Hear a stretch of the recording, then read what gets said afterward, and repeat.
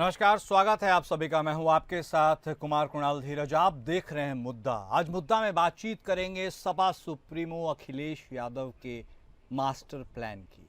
जी हां, उत्तर प्रदेश में 2027 में विधानसभा चुनाव होने हैं। ऐसे में समाजवादी पार्टी तैयारियों के लिहाज से अभी से एक्टिव हो गई है। सरकार की खामियों को जनता के सामने उजागर करने के लिए पार्टी गाने, डॉक्यूमेंट्री और सोशल मीडिया शॉर्ट वीडियोस का सहारा लेने की रणनीति अपनाने जा रही है। प्रयोग के तौर पर कुछ गाने सोशल मीडिया पर आ भी चुके हैं। हालांकि पार्टी सुप्रीमो अखिलेश यादव या किसी बड़े नेता ने अभी अभियान लॉन्च नहीं किया है।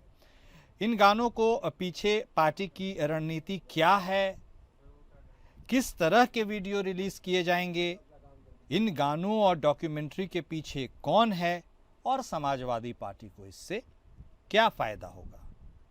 अखिलेश यादव अपनी बात जनता तक पहुंचाने के लिए सोशल मीडिया का सहारा ले रहे हैं। समाजवादी पार्टी के प्रवक्ता शर्वेंद्र बिक्रम सिंह यह बताते हैं कि अभियान के दौरान डॉक्यूमेंट्री के जरिए सरकार की खामियों को उजागर किया जाएगा। अलग अलग विषयों पर डॉक्यूमेंट्रीज बनाई जा रही हैं, जैसे कानून व्यवस्था, शिक्षा, बेरोजगारी, महिला सुरक्षा, स्वास्थ्य सेवा और बुनियादी सुविधाओं में हो रही दिक्कतों को डॉक्यूमेंट्री के जरिए दिखाया जाएगा। पार्टी इन डॉक्यूमेंट्री को सोशल मीडिया प्लेटफॉर्म्स जैसे एक्स, इंस्टाग्राम, यूट्यूब और फेसबुक के जरिए प्रसारित करेगी, जिससे ग्रामीण और शहरी दोनों क्षेत्रों के लोगों तक ये संदेश पहुंचे। डॉक्यूमेंट्री में तथ्यों, आंकड़ों और वास्तविक कहानियों का इस्तेमाल होगा ताकि जनता के बीच विश्वसनीयता पैदा हो सके। हाल ही में सपा सुप्रीमो अखिलेश यादव ने 4 मिनट का एक वीडियो शेयर किया था। इसमें महिलाओं की समस्याओं और स्त्री सम्मान समृद्धि योजना के वादों को हाईलाइट किया गया था। इसके अलावा पार्टी करंट इश्यूज पर गाने भी बनवा रही है। पार्टी के ज्यादातर गानों में पीडीए को महत्व दिया जा रहा है। सपा नेताओं का मानना है कि इससे पार्टी की पहुंच हर तबके तक हो सकेगी। इन वीडियो को व्हाट्सएप ग्रुप के जरिए भी लोगों तक पहुंचाया जाएगा। इसके लिए जिलाध्यक्ष स्तर पर व्हाट्सएप ग्रुप बनाने को कहा गया है। इसके अलावा छोटे छोटे वीडियो क्लिप सोशल मीडिया पर वायरल करने के लिए डिज़ाइन किए जाएंगे। इनमें नेताओं के भाषण, जनता की राय और तंज भरे संदेश शामिल होंगे। सपा कार्यकाल की उपलब्धियां भी गिनाएगी डॉक्यूमेंट्रीज। शॉर्ट फिल्म गाने के जरिए समाजवादी पार्टी की सरकार के दौरान हुए काम को भी दिखाया जाएगा। सपा सरकार के दौरान यूपी में बने expressway, metro, parks, river front और जेपीएनआईसी जैसे प्रोजेक्ट को भी शॉर्ट फिल्म के जरिए पेश किया जाएगा। तो कुल मिलाकर बात यह है कि अब सोशल मीडिया के इस दौर में समाजवादी पार्टी भी सोशल मीडिया को टूल्स के रूप में इस्तेमाल कर अपनी बातों को जनता के समक्ष रखने का काम करेगी।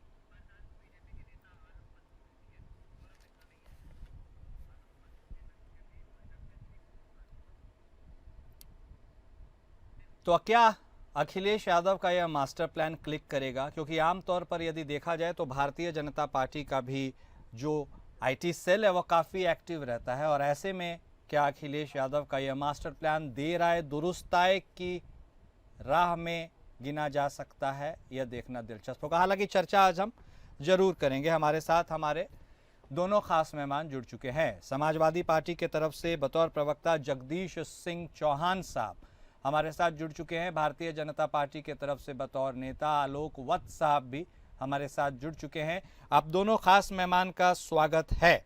सबसे पहले रुख चौहान साहब आप ही का करेंगे, क्योंकि बात आप ही की पार्टी की हो रही है। आपसे बेहतर कोई और इसे समझा भी नहीं सकेगा।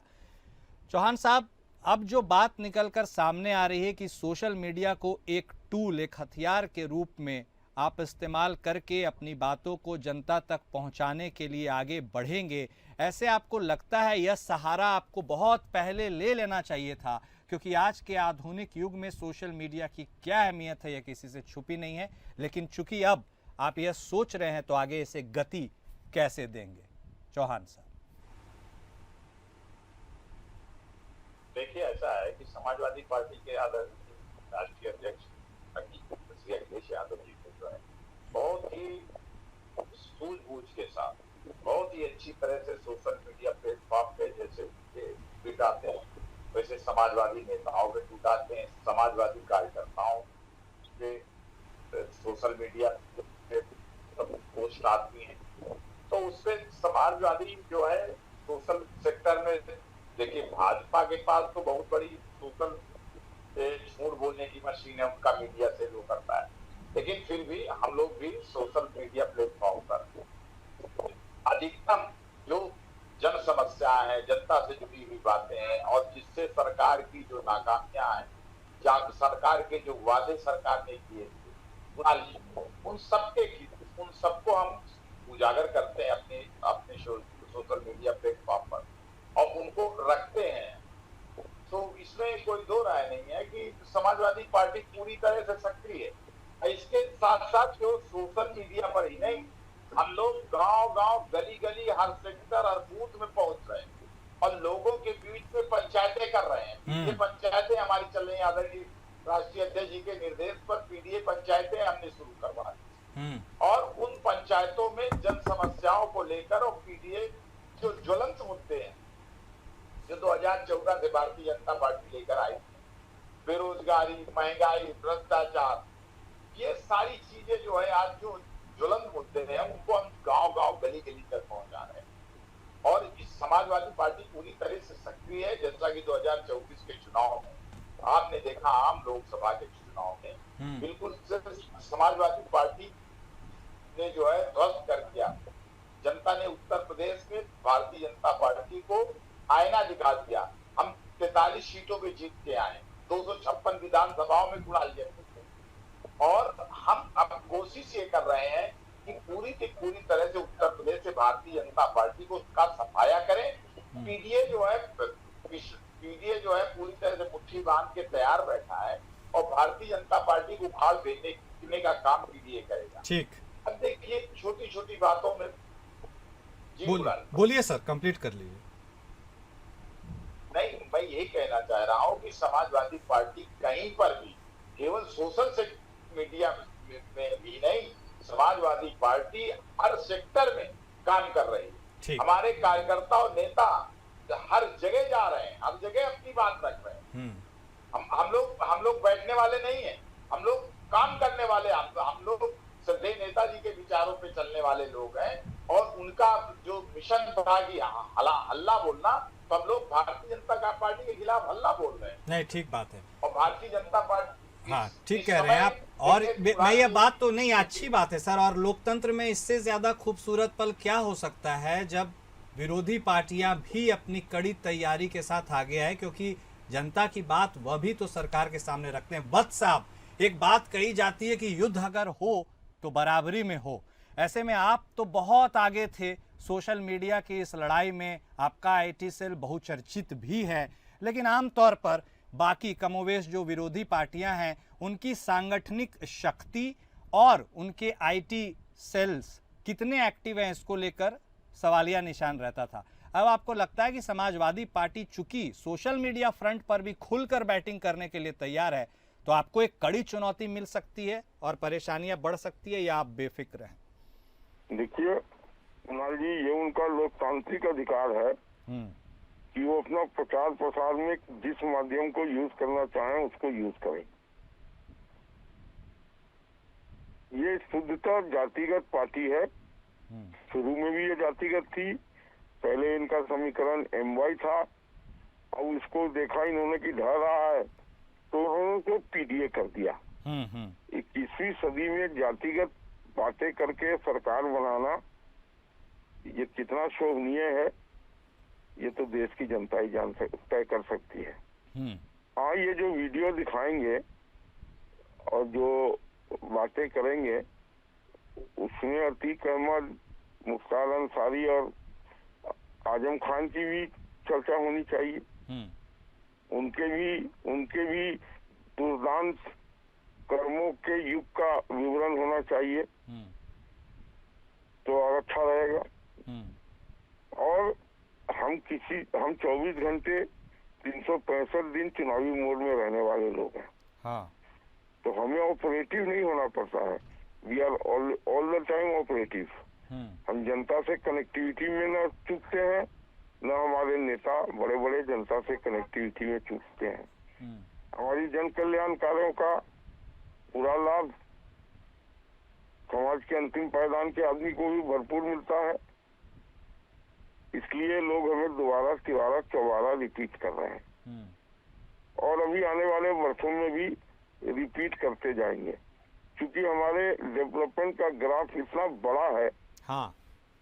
और इतना धमाकेदार है कि वो साफ प्रतीत होता है, चाहे वो स्वास्थ्य के मामले में हो, चाहे वो मेडिकल कॉलेज के मामले में हो, चाहे वो एयरपोर्ट के मामले में हो, चाहे वो यूनिवर्सिटी के मामले में हो, चाहे वो लघु उद्योग के मामले में हो या बड़े उद्योग के मामले में हो।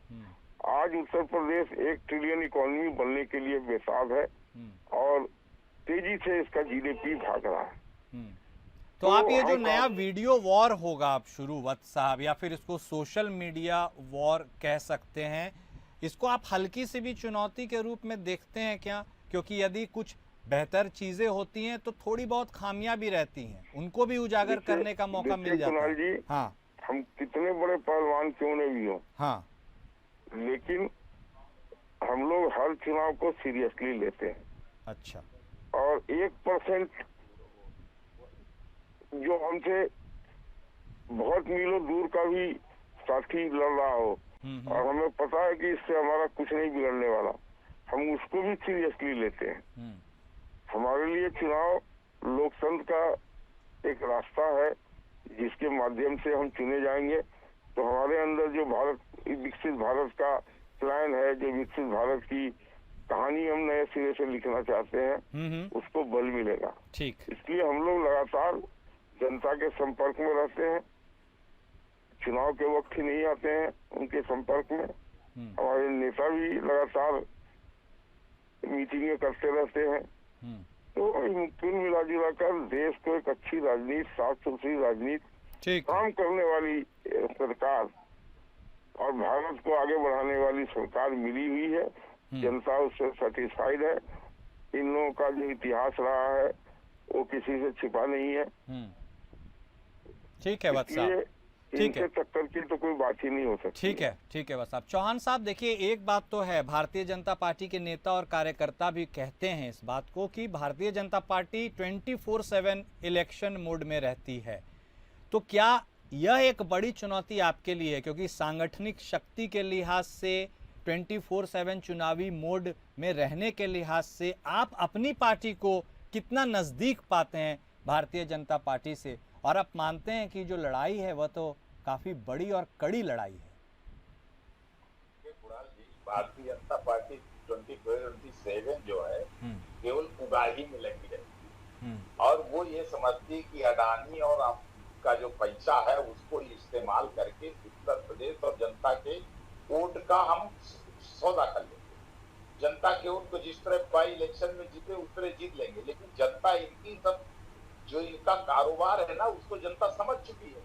अभी आपने कुणाल जी देखा जो जिस तरह से इन लोगों ने सीज फायर किया देश की संप्रभुता के का, देश की जनता तो मानती है कि देश की संप्रभुता का को आपने गिरवी रख दिया।